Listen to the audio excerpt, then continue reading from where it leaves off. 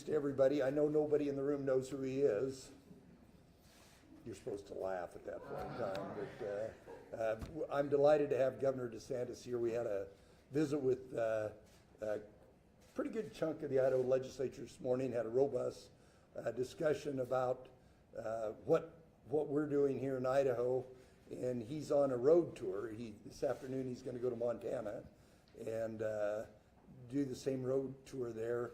I'll let him talk about it, but you know, and actually Governor DeSantis and I were sitting together at one of those 3 or 4 White House events we've been at in the last month, and we talked about this, and he's very eloquent talking about it, about the fact that out of total frustration with the lack of action at the federal level for the debt, and if you look at Florida's economy, their revenue and expenditures are about 8 or 9 times bigger than Idaho, but both of us have balanced budgets, have rainy day funds, have balanced our budget, are making infrastructure investments, are given tax relief, significant tax relief, except I still got an income tax, so we're working on it. But get rid of it. You won't regret it. Trust me. Well, I got to backfill some. We're working that way,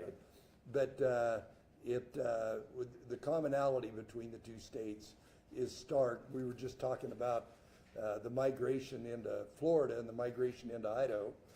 I'm a little closer to Oregon, Washington, California than Governor DeSantis is, but those fundamentals that I know are important to the people of Idaho are the fundamentals that Governor DeSantis has. In fact, one of the things Republican governors are all, we've all been about government efficiency. Governor DeSantis he's even working on a package to get DOGE down to the local level. We haven't done that here. Granted, we urge them and cajole them and try and get them to be more efficient, but I'll be very interested to see that. So with that, Governor. Okay, thank you.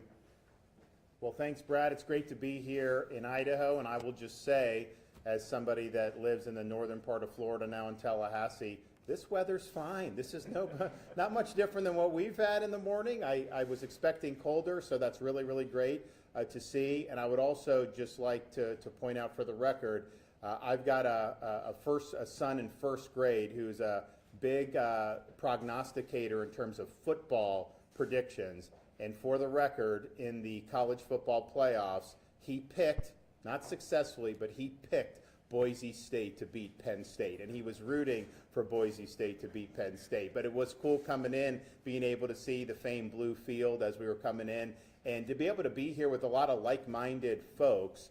I used to say, until someone corrected me, that Florida, since I became governor, has led the nation in economic growth, and a lot of it is because we're comparing New York, California, Illinois, some of those states. And someone said, actually, Idaho has grown a little bit more than Florida over that. So Idaho has had the most GDP growth since 2019, Florida a close second. And if you look at a lot of the policies that have been done in Idaho, there's a lot of commonality with Florida, universal school choice. They just enacted the death penalty for pedophiles, which we did a couple years ago, and we're eventually going to get the U.S. Supreme Court to reverse a bad decision it made in Kennedy versus Louisiana. They've done great things in the legislature on medical freedom. So I think that there's a lot of really good stuff happening in Idaho. And what brings me here today is I've been a supporter of a long time to make some changes to how Congress operates, particularly how they're spending our money. And if you look at when the turn of the 21st century happened, the U.S. debt from 1789, when the Constitution was ratified and the new government took hold, until the year 2000, the U.S. accumulated $5.6 trillion in debt. And even at that time, people were saying that was a problem. Well, fast forward 25 years, the national debt's now at $36+ trillion. And as a proud conservative and as a proud Republican, I have no problem pointing out the truth that this is both parties in Washington that have created this mess. As much as I'd like to come up here and blame the Democrats, The fact of the matter is, it's happened under both parties. The budget that was just passed in the U.S. House of Representatives by the Republicans forecasts the debt to be, in the year 2035, $56 trillion. At what point is this just going to break our country? I think we all know there's a problem. I am convinced that you are not going to have Congress all of a sudden change its behavior for the long term. I think the reason we've gotten in this with respect to fiscal is because there are certain incentives for the people that are in Washington to behave the way they do, and we need to change those incentives. And that involves we, the people in our states, doing what the Founding Fathers put in the Constitution to propose an amendment to provide some of those constraints on their behavior, in this case, requiring a balanced budget for the U.S. government. Now, I have to balance the budget in Florida. Idaho has to balance the budget. Don't tell me it can't be done. When I became governor in 2019, if you take all the debt in the history of Florida from the 1840s when we became a state that we've accumulated until I became governor, just in my tenure, we've paid off 41% of the state's total debt. Now, that's not just an annual surplus. We run that, but we're actually digging in, taking our surplus, doing tax cuts and other things, but then paying down this debt. By the time my term expires, we will likely have paid down over half of the state's debt that was accumulated over 180 years ago. We had to make tough choices, but part of the reason we were able to do that is because there's never a question that we have to at least balance the budget. So it's either balanced or surplus. We don't have the option to do others, so people understand that, and they're more willing to make really important decisions. So Idaho has an opportunity to certify this proposed amendment under Article 5 of the Constitution. There have been 27 states, including Florida, that have done it. As Governor Little mentioned, I'm going to be going to Montana, and we're going to be meeting with those folks. If Idaho and Montana join the fight, that gets us to 29. There's a couple other states that are on the precipice as well. You need 34 states to trigger Article 5, where you would actually write an amendment and then eventually send to the states for ratification. I don't think it would even get that far. I think if you got to 33 states, I think Congress would see the writing on the wall, and I think they would rush to write an amendment that they would then pass and then send to the states for ratification. Keep in mind, it requires 3/4 of the states to ratify any changes to the Constitution. I'm a small c conservative. I'm a big believer that the Founding Fathers did better than anyone has ever done in devising a plan of government. It's not something that I would do lightly, asking for an amendment to the Constitution. But we can't keep doing the same things up there and all of a sudden just hoping that we're going to get different results. I think we know that this is hardwired to go in a certain direction, and at some point we the people have it within our power to choose a different course, and that's what we're here to do, to be able to do. So we had a great meeting with a lot of the legislators, really great questions. I think people are thinking very deeply about the country's future, but we can sit here and say, oh, Idaho's economy's growing, they're doing this great legislation, Florida's doing all this stuff, and that's great. And when the Biden administration was in, we had to fight them on almost everything to be able to do that. But at some point, the states are not going to even be able to be successful if the federal government just completely goes off the rail with the fiscal. $56 trillion in 10 years, what's the interest on the debt going to look like at that point? I think it'll be really, really problematic as you're seeing it. So we have an opportunity to do something. I think the Founding Fathers understood that wherever the seat of government was going to end up, and they didn't know it was going to be in Washington, D.C. when they did when they did the Constitution, they knew that there would be a danger where it would just go off the rails. And they knew they needed to empower the states to be able to take corrective action. So that's really what a balanced budget amendment would do. It would force them to make better decisions, and would ultimately avert our country from really having a fiscal collapse. And the final point I'll make is this. The only time in modern history, the last 50 years, where there has been a balanced federal budget was in the late 1990s. And you actually had Bill Clinton was a Democrat president. He came in, he wanted to spend a lot. The voters rejected that. They sent Republicans in 94, and they ended up arriving at a balanced budget at that time. They also were pursuing a balanced budget amendment that failed by one vote in the U.S. Senate. Can you imagine if the balanced budget requirement was enacted in the year 2000, how much different our country would be in terms of our fiscal solvency today versus then? How did we go from 5.6 trillion to 36 trillion? So we have an opportunity to act. I commend everyone here in Idaho for the great work they've done across the board. You guys are an example of a state that shows that conservative policies work, common sense works. And I think we're both in the same boat. Like when you do well and your neighboring states do poorly, not really neighboring from us because Georgia, some of those do well, but you've attracted people. And there's some benefits to that. It can help with the economy. There's also challenges, schools, roads, all these things. I mean, I see, talking about Canadians are going to boycott coming to the United States. Not if you travel on the roads in Florida, that's not true. I see these license plates everywhere. And we have a bunch of Canadians. We have other people moving. So it does create challenges. And I'm not anyone that's begged people to move to Florida. And I don't know how Idaho approaches it because a lot of our constituents, like, there's so many people here. But the reality is people in the United States have the right to vote with their feet. And they have voted with their feet over particularly these last 5 or 6 years. They have fled California, Oregon, and Washington. And they've chosen places like Idaho because they're seeking a better life. Just as many people have chosen Florida from even California and Washington, but also New York and Illinois because we do it right. So the common sense policies work. We just need a little dose of common sense up in Washington, D.C. Okay, we're happy to take some questions. Yes? Governor, you mentioned the gravy train. Who's the engineer of the gravy train? Where are the cuts coming from? So here's what I'd say. I think what happens when you go into Washington, D.C., it's a culture that's developed over many decades. And there's a lot of people that have very good intentions. I know a lot of the people up there. I remember when they were running for the first time. They didn't want to be part of a swamp, but what happens is there's just a lot of inertia.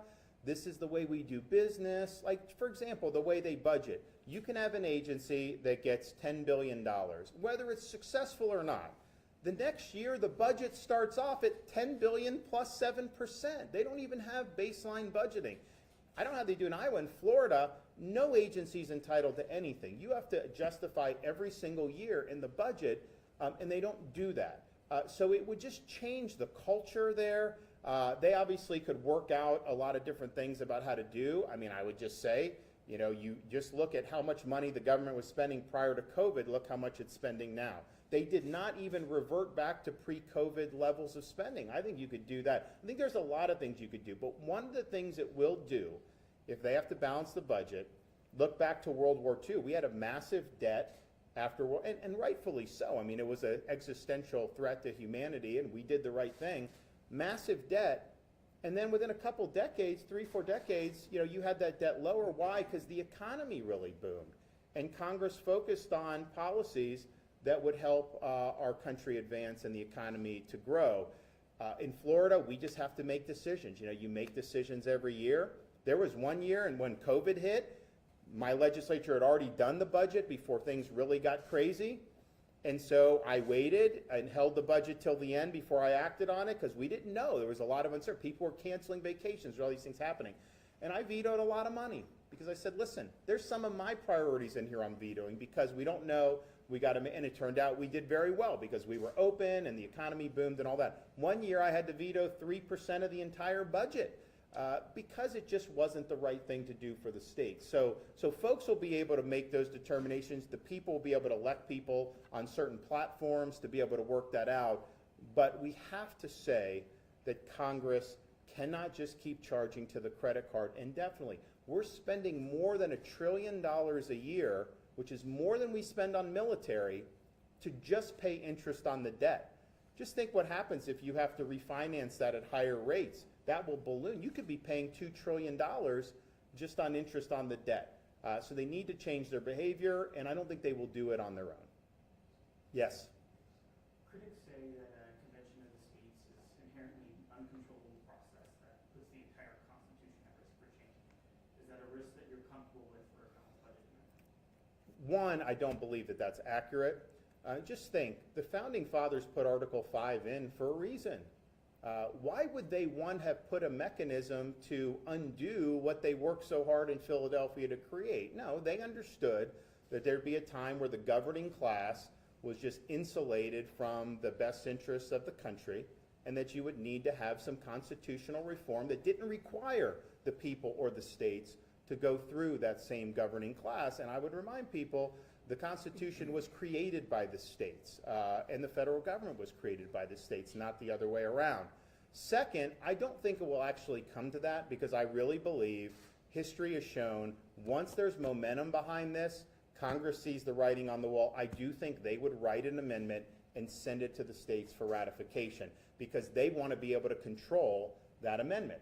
And I think states like Idaho and Florida, if it's a good amendment, we'll be happy to ratify. If they play games with it, I'm not going to amend the Constitution lightly. So I think you're going to do that.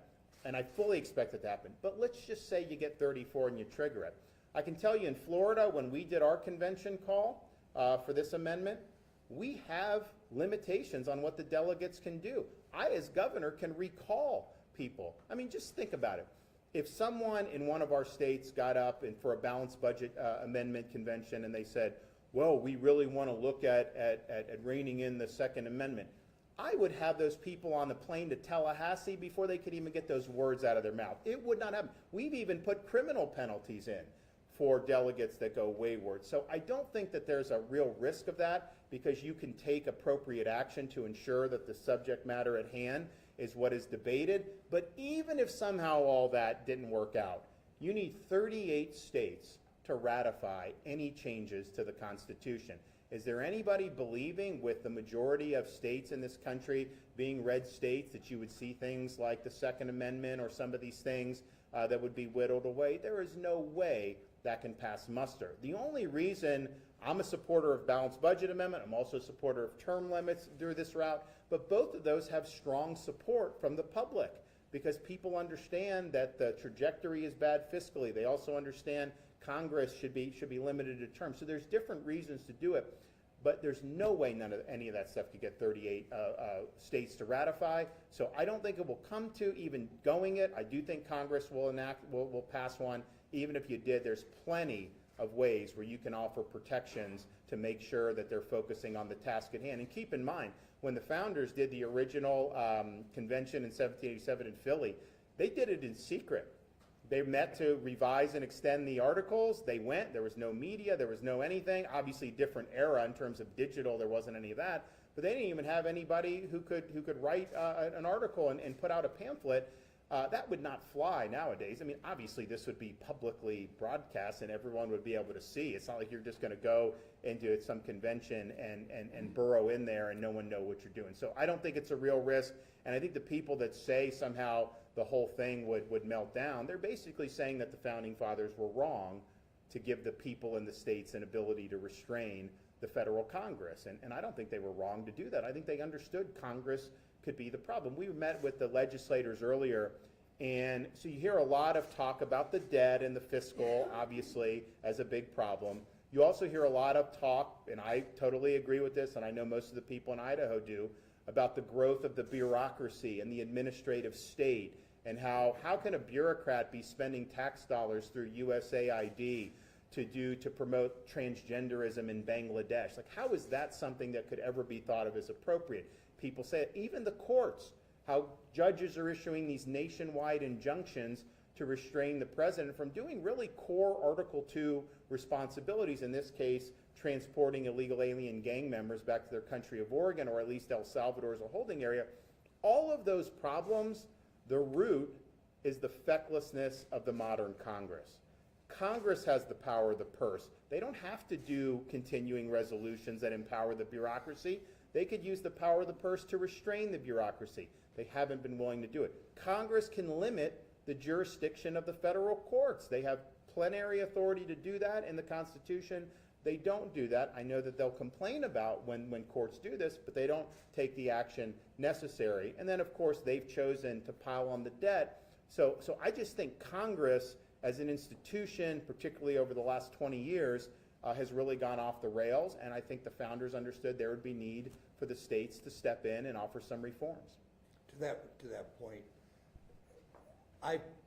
all those concerns, I've been here for a while, gone across my mind, but the absolute desperate nature and the magnitude of it, the minimal risk of what happens if it goes to there. We don't even think it's going to we'll get to 34 votes. We think things are gonna happen. There's all those sidebars, all those guardrails we can put on those. But then what's the alternative? Do we want our federal debt to go to $70 trillion and consume all of the capital and basically burden our children, great-grandchildren, and great-great-grandchildren? I think there is no other usable option, and our forefathers put it in the Constitution for a reason. And also, I made the point earlier, it's like, let's just say something popped out that was like really, really bad. Literally, it would take us an afternoon. Like, I could call Brad, I could call Gianforte, I'd call Kemp, I can call these governors and say, this is bad. We'd put out a thing saying, with our legislative leader saying no, and it would die. Like, immediately, we would be able to rally 13 states. So I think the risk is so infinitesimally small compared to what Governor Little points out, the big risk of continuing on our current course and what that means for the country. Governor, when you spoke to Idaho lawmakers this morning, what type of conversation did you have? Did you feel you convinced people in the room that might have been critics at the beginning of the day? I'm not sure about that, but I think the questions were excellent. I mean, these are clearly legislators that are thinking very deeply, not just about the issues confronting Idaho, but the future of the country. And, I think we're in similar boats, just like our states have had success. That's great. But we're all Americans here, and we want the country to succeed. And I've got I have a 4, 6, and an 8-year-old at home. I know most of the legislators have kids and grandkids. You start thinking about, what does that future look like 20 years from? What are we going to be, 75 trillion in debt? How do you square this circle? And so I just think people are really concerned about the future of the country. I think they asked all the right questions. I think they're thinking very, very deeply about it. And I do think the fact, like, if you just had the balanced budget vote separately, seems like there would be probably more support than the package that wasn't able to get the votes the other day. Yes? What's the promise of Doge? And then, perfect example is you tried to give $1 billion, almost $1 billion back to the federal government and couldn't even figure out how to do it. Now you met with Elon Musk, it's gonna happen. Talk about the promise of Doge and just that example of how messed up things have become. So just for to what he's referring to, during the Biden administration, we rejected federal funds on a variety of things because they had strings attached. So some of the road funding, we had to do all the DEI and policies, which are totally contrary to our state's policy. We had kind of led the fight against that stuff. Now it's more fashionable to be against it. When we were doing it, we were kind of having an uphill battle. So we did it, and we told the Department of Transportation and the Biden administration, here's $350 million or however much it is. We're not using it, and they're like, we don't know how to take it back. They literally did not know how to take back the money. Same thing on refugee money to send back, I believe, to HHS. They didn't do. So I'm like sitting on almost $900 million. We're not going to accept it because we're not going to change our behavior. So let's send it back and be part of the Doge efforts. So we went up and met with Elon on Friday in Washington, and he had one of his lieutenants there, and they were just like, you want to give back money? Like, yeah, we'll accept it. They got on the phone to Treasury, and like within like 30 minutes, we had a plan to do it, and so we have initiated that. And so what's the promise of Doge generally? I think there's a lot of promise. I think when you see some of the spending that's happened, nobody justifies some of the grants that have been going out on some of these things. It was clearly taking taxpayer money and using it to push an ideological agenda. It was not about serving the interests of the country or what's in the public's interest. It was an ideological niche interest. And basically, these agencies had been taken captive by this viewpoint and used your money for that. So I think it's been great to expose. Here I think is the challenge, though. We're here talking about a balanced budget amendment because Congress won't change its behavior. Elon, and they're using a lot of savvy tech and all this stuff, are showing how the government mismanages money, but also just substantively, should government spend it on this? Because people have voted to do this in Congress for many years. Why are they doing it? How do you justify it? So you're running into kind of the momentum that Elon has with Doge, with the fact that Congress has not been willing to change its behavior, right? So the most recent continuing resolution that the Republicans passed in the House funds everything that Elon had pointed out. It didn't change any spending from the Biden. In fact, that's a continuation of Biden's last year as president, basically, to do this continuing resolution. Now, what Elon will say is, well, they're not going to let these grants go out, and I think that's true. But ultimately, if Congress is appropriating the money, at some point it's going to come to a head. Maybe you don't have to do a certain grant, but can you just impound everything? That's going to end up in court. There's a law on that. The solution is, if Elon's doing this, Congress should codify the Doge cuts into law. There's no question Congress can do that. They have the power of the purse. But when you do continuing resolutions, that's just government on autopilot. So some people say, how could someone have said to do this? Fauci, I was very upset at some of the things Fauci was doing over the years, including these cruel experiments on these beagle puppies. Like, how did that end up happening? I'm a dog owner. A lot of dog owners are looking like, are you kidding me? But it's because the bureaucrats have no accountability. It's an omnibus bill. It's a continuing resolution year after year, which is basically government on autopilot. If you don't have the prospect of having Congress rein you in by defunding your program because you behave badly, you're going to induce bad behavior. That's just the nature of it. So I think it's really a battle between Doge and Elon and then the institutional swamp. And so far, I think that Elon's success has been limited to the executive branch. I have not seen Congress willing to step up and actually make these reforms permanent, which you're absolutely going to have to do.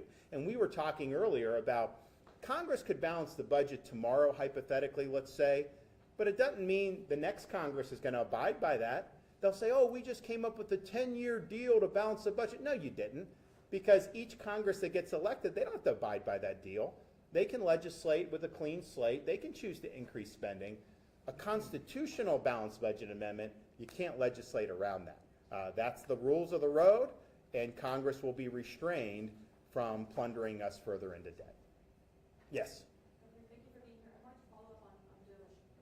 I'm curious if I hear you on the importance of efficiency and responsible spending, but I'm curious, here in Idaho, we've seen some positions cut that may relate to fighting wildfires or providing care to veterans. Do you have any misgivings that Doge may go too far and cut, people doing critical work? So having talked to President Trump about this, President Trump understands that as much as we have governments too big, as much as the bureaucracy has gotten out of control, he understands that there are certain functions that the federal government should be performing and performing well. For example, there was this dust up about the National Weather Service.